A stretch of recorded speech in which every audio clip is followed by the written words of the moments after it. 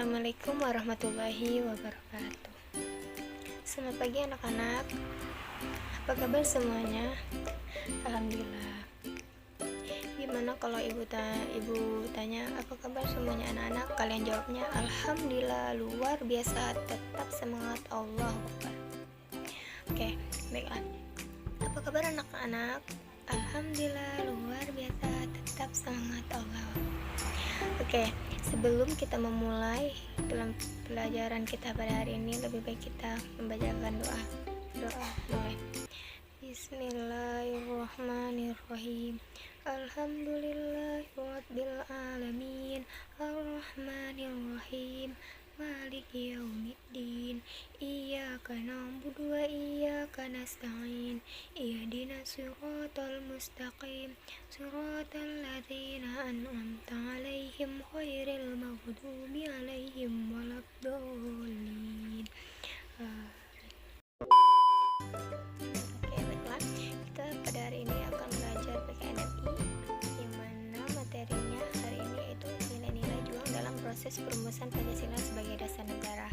Siapa yang tahu proses perumusan Pancasila sebagai dasar negara?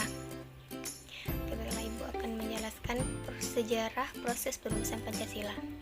Sejarah perumusan bangsa Indonesia dalam mencapai cita-citanya berjalan berabad-abad dengan cara bermacam-macam dan bertahap. Sejarah perumusan Pancasila erat hubungannya dengan sejarah perjuangan bangsa Indonesia, karena sejarah perjuangan bangsa Indonesia sejak berabad-abad yang lalu itu panjang sekali, maka perlu ditetapkan tonggak-tonggak sejarah, yaitu seperti peristiwa-peristiwa penting, terutama hubungan dengan Pancasila. Pada tanggal 1 Maret 1945, Jepang mengumumkan akan dibentuknya Badan Penyelidikan Usaha Persiapan Kemerdekaan Indonesia, atau dalam bahasa Jepang disebut Dokuritsu Jumbi Josekai, atau disebut Badan Penyelidikan. Badan ini kemudian dibentuk pada tanggal 29 April 1945, tetapi baru dilantik pada tanggal 28 Mei 1945. Dengan terbentuknya Badan Penyelidikan ini, bangsa Indonesia dapat secara legal mempersiapkan kemerdekaannya, yaitu dengan merumuskan syarat-syarat apa yang harus dipenuhi sebagai negara yang merdeka. Nah, oleh karena itu, peristiwa ini kita jadikan suatu tonggak sejarah perjuangan bangsa Indonesia dalam mencapai cita-citanya, yang dipimpin oleh Dr. Rajiman Widioningrat.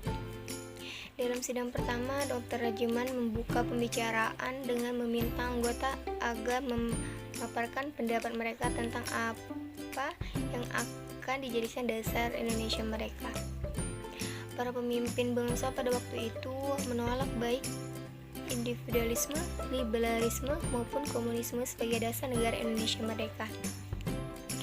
Ada 3 tokoh yang mengemukakan pendapat mengenai dasar negara Indonesia merdeka dan mendapat perhatian istimewa dalam sidang BPUPKI. Nah, kalian tahu siapa 3 tokoh tersebut? Ya, tokoh 3 tersebut yang pertama yaitu Insinyur Soekarno, yang kedua Muhammad Yamin, dan yang ketiga Mr. Supomo. Ketiganya mengusulkan hal yang pada intinya sama, yaitu agar Indonesia merdeka dibangun atas 5 sila yang isinya hampir sama, tetapi dengan rumusannya yang berbeda-beda. Hanya cuma rumusannya saja yang berbeda-beda. Nah, kalau Muhammad Yamin dalam pidatonya pada tanggal 29 Mei 1945, Muhammad Yamin mengusulkan 5 asas dan dasar negara kebangsaan Republik Indonesia. Yang pertama yaitu pri kebangsaan, dan yang kedua pri kemanusiaan, dan yang ketiga pri ketuhanan, dan yang keempat pri kerakyatan, dan yang kelima kesejahteraan rakyat atau keadilan sosial. Nah, kalau Mr. Supomo pada tanggal 31 Mei 1945, Supomo menyampaikan penjelasannya tentang masalah-masalah yang berhubungan dengan dasar negara. Ia juga mengemukakan 5 dasar negara Indonesia merdeka, seperti persatuan, kekeluargaan, keseimbangan lahir dan batin, musyawarah, dan keadilan rakyat. Nah, dan yang terakhir yaitu Insinyur Soekarno. Kalau Insinyur Soekarno tuh pada tanggal 1 Juni 1945 tuh Insinyur Soekarno mengucapkan pidatonya di hadapan sidang BPUPKI. Dalam pidatonya tersebut, Insinyur Soekarno mengajukan secara lisan usulan 5 asas sebagai dasar negara Indonesia yang akan dibentuk, yaitu yang pertama kebangsaan Indonesia, yang kedua internasionalisme atau pri kemanusiaan, dan yang ketiga yaitu mufakat atau demokrasi, dan yang keempat yaitu kesejahteraan atau keadilan sosial, dan yang kelima yaitu ketuhanan yang Maha Esa. Nah, untuk usulan tentang rumusan dasar negara tersebut, beliau mengajukan usul agar dasar negara tersebut diberi nama Pancasila. Nah, usul mengenai nama Pancasila sebagai dasar negara tersebut secara bulat diterima oleh sidang BPUPKI. Nah, pada tanggal 22 Juni 1945, setelah sidang pertama, BPUPKI membentuk sebuah panitia yang terdiri atas 9 orang anggota BPUPKI atau dikenal juga dengan nama Panitia 9. Nah, salah satu tugas Panitia 9 ini adalah memberikan usul-usul baik lisan maupun tulis serta membahas dan merumuskan dasar negara Indonesia Merdeka. Panitia 9 menghasilkan dokumen yang berisikan tujuan dan maksud pendirian negara Indonesia Merdeka yang akhirnya diterima dengan suara bulat dan ditandatangani. Dokumen tersebut dikenalkan sebagai Piagam Jakarta atau Jakarta Center. Nah, siapa sih orang Panitia 9 itu? Panitia 9 itu terdiri dari 9 orang, yaitu yang pertama Insinyur Soekarno sebagai ketua, dan yang kedua yaitu Muhammad Hatta sebagai wakil ketua, dan yang ketiga yaitu Kiai Haji Wahid Hasyim, dan yang keempat yaitu Kiai Haji Agus Salim, dan yang kelima yaitu Ahmad Subarjo, dan yang keenam yaitu Abi Kusno Cokrosoyoso, dan yang ketujuh yaitu A.A. Marimis, dan yang ke-8 yaitu Abdul Kohar Muzakir, dan yang ke-9 yaitu Muhammad Yamin. Nah, dari 9 orang inilah yang dibentuknya Panitia 9. Mereka itu adalah anggota-anggota dan serta ketua dan wakilnya. Nah, bunyi Piagam Jakarta yaitu yang mana bunyinya bahwa sesungguhnya kemerdekaan itu ialah hak segala bangsa, dan oleh sebab itu maka penjajahan di atas dunia harus dihapuskan karena tidak sesuai dengan pri kemanusiaan dan pri keadilan, dan perjuangan pergerakan kemerdekaan Indonesia telah sampailah kepada saat yang berbahagia dengan selamat sentosa mengantarkan rakyat Indonesia ke depan pintu gerbang negara Indonesia yang merdeka, bersatu, berdaulat, adil dan makmur atas berkat rahmat Allah yang Maha Kuasa, dengan didorongkan oleh keinginan luhur supaya berkehidupan berkebangsaan yang bebas, maka rakyat Indonesia menyatakan dengan ini kemerdekaannya. Kemudian daripada itu, untuk membentuk suatu pemerintahan negara Indonesia yang melindungi segenap bangsa Indonesia dan seluruh tumpah darah Indonesia, dan untuk memajukan kesejahteraan umum, mencerdaskan kehidupan bangsa, ikut melaksanakan ketertiban dunia berdasarkan kemerdekaan, perdamaian abadi, dan keadilan sosial, maka disusunlah kemerdekaan kebangsaan Indonesia yang berkedaulatan rakyat dengan berdasarkan kepada ketuhanan dengan menjalankan syarat Islam bagi pemeluk-pemeluknya. Menurut dasar kemanusiaan yang adil dan beradab, persatuan Indonesia dan kerakyatan yang dipimpin oleh hikmat kebijaksanaan dalam permusyawaratan perwakilan, serta dengan mewujudkan keadilan sosial bagi seluruh rakyat Indonesia. Nah, itulah bunyi Piagam Jakarta.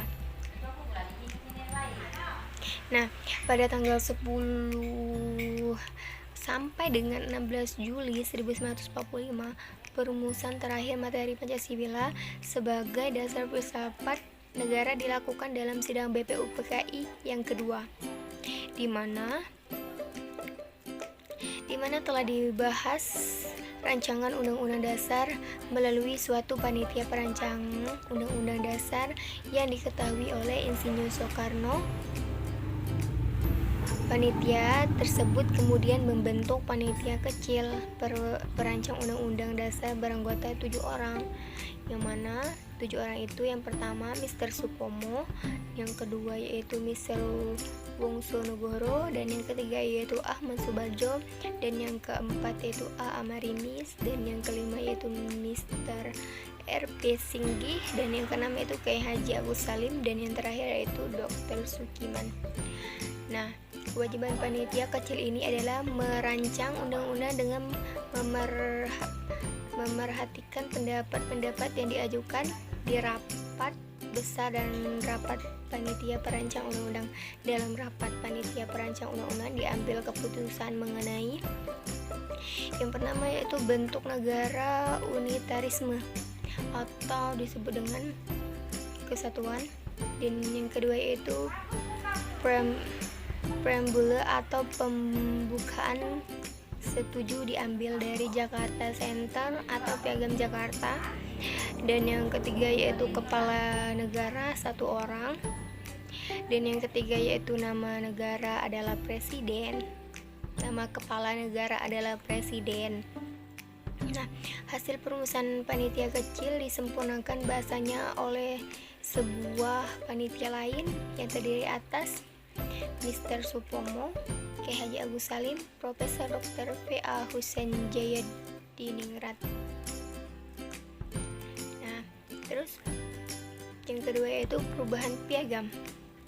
Nah, perubahan piagam ini di dalam merumuskan undang-undang dasar menggunakan Piagam Jakarta sebagai konsep perumusannya, yang mengandung pula perumusan dasar filsafat negara yang kemudian dikenal dengan nama Pancasila.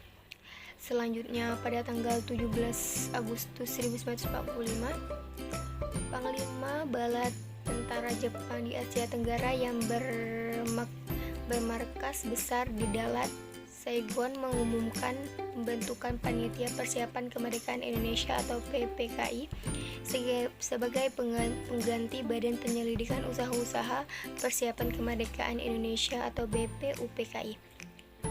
PPKI bertugas mempercepat segala usaha yang berhubungan dengan persiapan terakhir guna membentuk pemerintahan Republik Indonesia.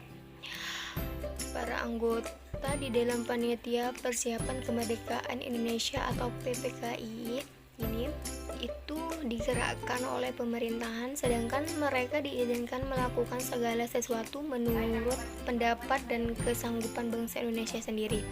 Tetapi di dalam melakukan kewajibannya, mereka diwajibkan memperhatikan hal-hal, yaitu yang pertama itu syarat pertama untuk mencapai kemerdekaan ialah menyelesaikan perang yang sekarang sedang dihadapi bangsa Indonesia. Karena itu harus mengarahkan tenaga besar-besarannya dan bersama-sama dengan pemerintahan Jepang meneruskan perjuangan untuk memperoleh kemenangan akhir dalam Perang Asia Timur Raya. Nah, dan yang kedua yaitu kemerdekaan negara Indonesia itu merupakan anggota lingkungan kemakmuran bersama di Asia Timur Raya, maka cita-cita bangsa Indonesia itu harus sesuai dengan cita-cita pemerintahan Jepang. Anggota PPKI terdiri atas yang pertama apa? Ya, Soekarno, yang kedua yaitu Muhammad Hatta, dan yang ketiga BPH Purboyo, dan yang keempat Dr. Rajiman Widioningrat, dan yang kelima yaitu Sutarjo Kartohadikusumo, dan yang keenam yaitu Andi Pangeran, dan yang seterusnya itu Mr. IGK Puja, dan Dr. Muhammad Amir, Otto Iskandar Dinata, R. Panji Suroso, dan PBKA Suryo Hamijoyo, dan Kiai Haji dan Ki Bagus Hadikusumo dan Mr. Abdul Abbas dan Dr.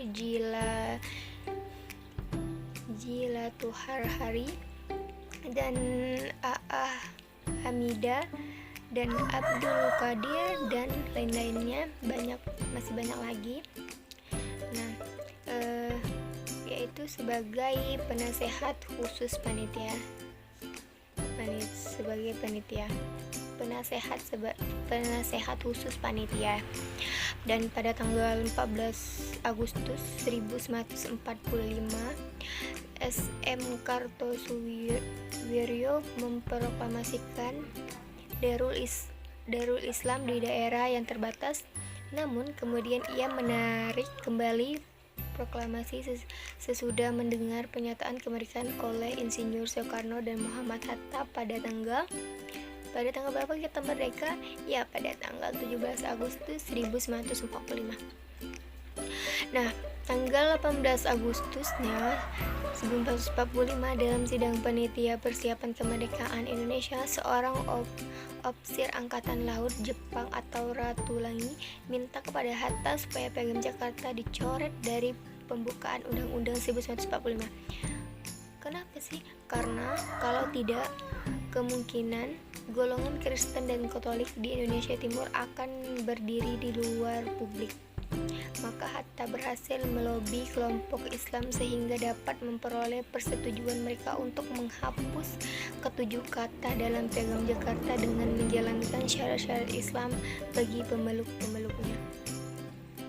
Nah, alasannya itu ada keberatan oleh pihak lain yang tidak beragama Islam. Menurut pendapat mereka itu tidak tepat dalam suatu pernyataan pokok yang mengenai seluruh bangsa ditempatkan suatu penetapan yang hanya mengenai sebagian saja daripada rakyat Indonesia, sekalipun bagian itu bagian terbesar.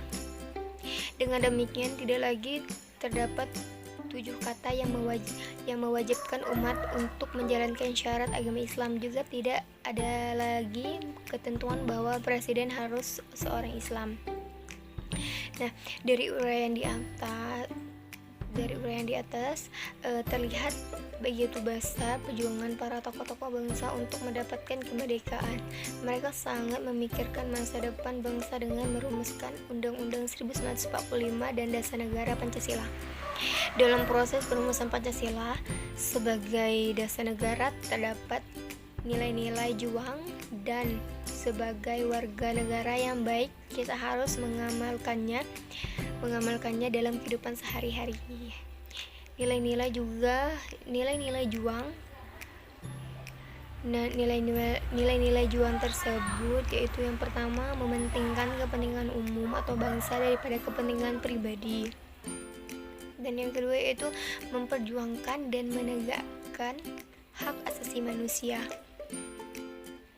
Dan yang ketiga itu rasa cinta tanah air. Nah, kita harus menanamkan rasa cinta tanah air. Dan yang keempat yaitu persatuan dan kesatuan. Nah, mungkin hanya ini materi yang dapat Ibu sampaikan pada hari ini. Nah, jika kalau Ibu ada kata-kata yang salah, Ibu mohon maaf. Kepada Allah Ibu mohon ampun. Nah, sebelum kita mengakhiri pertemuan kita pada hari ini, lebih baiknya kita melapaskan lapas hamdalah. Alhamdulillahirabbil alamin. Nah, baiklah. Mungkin cukup sekian ya dari Ibu ya. Yang kalian semuanya harus semangat. Nah, baiklah. Ibu tutup pertemuan kita pada hari ini. Wabillahi taufiq wal hidayah. Wassalamualaikum warahmatullahi wabarakatuh.